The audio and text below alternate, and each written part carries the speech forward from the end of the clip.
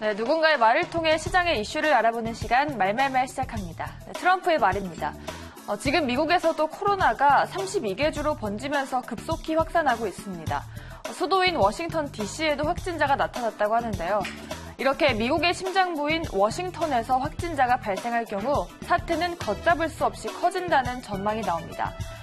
최근 워싱턴과 인근 메릴랜드에서 열린 대규모 정치 컨퍼런스 참석자 가운데 3명의 확진자가 나왔습니다. 이 행사에 트럼프 대통령과 마이크 펜스 부통령 같은 거물급 정치인이 많이 참석해서 우려는 더 커지고 있는데요. 하지만 트럼프는 여전히 자신만만합니다. 코로나가 근접하고 있는데 걱정되느냐라는 질문에 전혀 걱정하지 않는다며 선거 캠페인을 예정대로 소화하겠다고 말했습니다. 또 마이크 폼페이오 국무장관도 우리는 이게 우한 코로나라는 걸 기억해야 한다며 뜬금없이 중국 책임론을 제기했습니다. 이렇게 미국 확산이 심각해지면 트럼프가 고강도 조치를 단행할 가능성이 있습니다. 특히 우리 입장에서는 일본의 조치가 빌미가 될 수 있어서 우려가 크다고 하네요. 다음은 드래고맨 벤처의 알리 캐데리 회장입니다.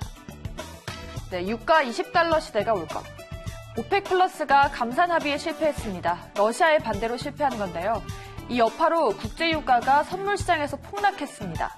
이 알리 캐데리는 올해 유가 20달러 시대가 올 거라고 전망했습니다.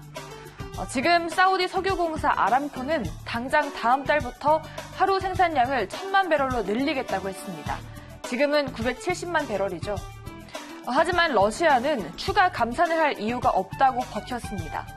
이미 수요가 너무 많이 줄어서 원유를 감산해봤자 미국 셰일가스 기업만 이득이라고 말했습니다. 러시아는 원유 생산 단가가 상대적으로 낮아서 이 유가 하락 충격을 견딜 수 있기 때문이죠. 이렇게 감산에 반대했던 러시아의 알렉산더 에너지 장관도 다음 달부터 증산을 시작할 것이다 라고 밝혔습니다. 러시아의 증산 규모는 다음 달 확인할 수 있죠. 두바이 분석가들은 코로나에 따른 수요 감소를 상쇄하기 위한 추가 감산 논의가 이렇게 증산이라는 놀라운 반전으로 나타났다라고 평가했다고 하네요. 다음은 마스조의 요이치 전 도쿄도지사입니다. 입국 제한 무의미 올림픽 아웃일 것. 아베 총리가 한국과 중국에서 온 입국자들에게 2주 동안 대기하도록 요청한다며 사실상 입국 제한 조치 방침 발표했습니다. 이 조치는 아베 총리가 전날 측근에게 지시한 것에서 비롯됐죠. 결국 충분한 검토가 없이 톱다운 방식으로 급조된 조치라는 게 드러난 겁니다. 일본 정부의 조치에 대한 일본 매체의 비판도 계속되고 있습니다. 이 아베 정권의 우군으로 꼽히는 산케이 신문도 입국 제한, 관계부처는 혼란이라는 제목의 기사를 냈습니다. 총리 관저는 전국 휴교령을 포함해서 조급하게 엑셀을 밟아 정책을 내놓고 있다. 이를 관계부처가 따라가지 못해서 정부의 통일감이 결여되고 있다라고 보도했습니다. 이 마스조의 요이치도 일본 각지에서 감염자가 나오고 있는 단계에서는 별로 의미가 없다며 경제사회활동 유지가 저해되고 마이너스 폭이 크다고 비판했습니다. 또 4월 말까지 코로나가 종식하지 않으면 도쿄올림픽은 아웃일 것이다 라고 주장했는데요. 이렇게 일본의 중진 정치인이 도쿄올림픽 무산 가능성을 언급한 건 이번이 처음이라고 합니다. 다음은 과기정통부 최기영 장관입니다. 미국, 한국의 드라이브스루 노하우 요청했다. 미국의 트럼프 행정부가 한국 정부에 이 드라이브스루 이동진료소 운영 노하우를 요청했습니다.